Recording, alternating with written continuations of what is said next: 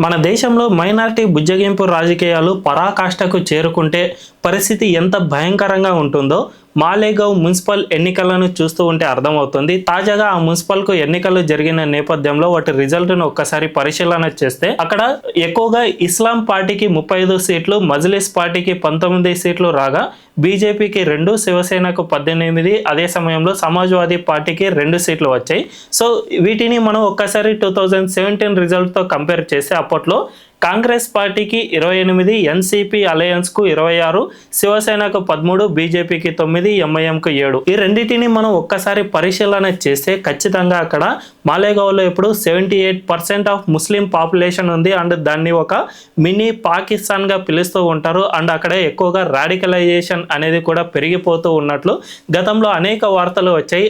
ఈ నేపథ్యంలోనే అక్కడ పూర్తిగా ఈ సెక్యులరిస్టులమని చెప్పుకునే కాంగ్రెస్ పార్టీ అండ్ ఎన్సీపీ వీటన్నిటిని పక్కన పెట్టేశారు. అండ్ నేషనల్ పార్టీలైన బీజేపీ ఇలాంటి వాటన్నిటిని కూడా పక్కన పెట్టేసి ఇస్లాం పార్టీ అండ్ ఎంఐఎం పార్టీలకు ఏకంగా 75% ఆఫ్ సీట్లను వీళ్ళు కట్టబెట్టారంటే ఖచ్చితంగా ఇది ఒక ప్రమాద గంటికను హెచ్చరిస్తోంది.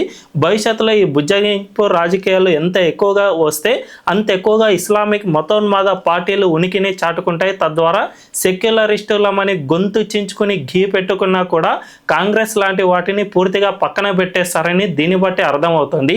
మరి ఇప్పటికైనా కాంగ్రెస్ పార్టీ తన పంతాను మార్చుకుంటుందా, లేకపోతే ఈ బుజ్జగింపు రాజకీయాల వల్ల మన దేశాన్ని నాశనం చేస్తుందా అనే విషయం తెలియాలంటే వేచి చూడాల్సిందే.